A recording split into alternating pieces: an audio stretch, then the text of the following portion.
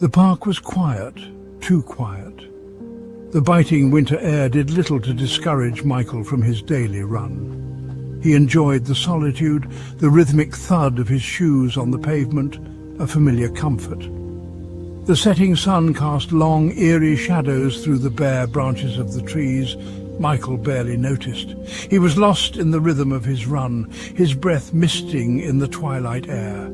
He took a familiar turn onto a secluded path, a path he had taken countless times before. This time, something felt different. The air grew heavy, charged with an unseen energy. A shiver ran down his spine, and he couldn't shake off the feeling of being watched. His pace quickened, his eyes darting from side to side, scanning the deepening shadows. A figure emerged from the gloom. A woman. Her back was to him. She stood motionless beneath a flickering lamppost, its pale light catching her long white gown. The gown was stained, a grotesque pattern of crimson against the pristine white. Michael slowed his pace, his heart pounding in his chest. He had never seen her before in all his time running through the park. He hesitated, unsure whether to approach or turn back. Curiosity, or perhaps a morbid fascination, drew him closer. As he neared the woman, she slowly turned. Her face, pale and gaunt, was locked in a silent scream. Her eyes, wide and vacant, stared right through him. In her outstretched hand she clutched something that made his blood run cold. It was a hand, a man's hand, severed at the wrist. The fingers were curled into a grotesque claw, the flesh tinged with an unnatural green. Michael stumbled back, his breath catching in his throat.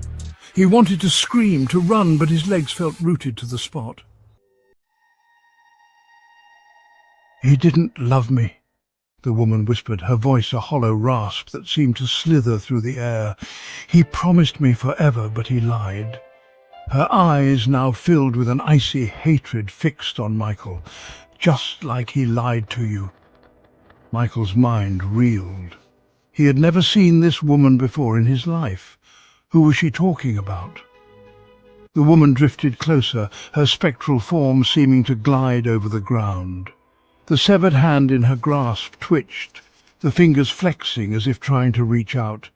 "He made promises he couldn't keep," she hissed, her breath cold against his cheek. "And now he's paying the price." "You're next," she whispered, her voice raspy and cold. "He's waiting for you." The hand in her grasp opened and closed, a macabre puppet show.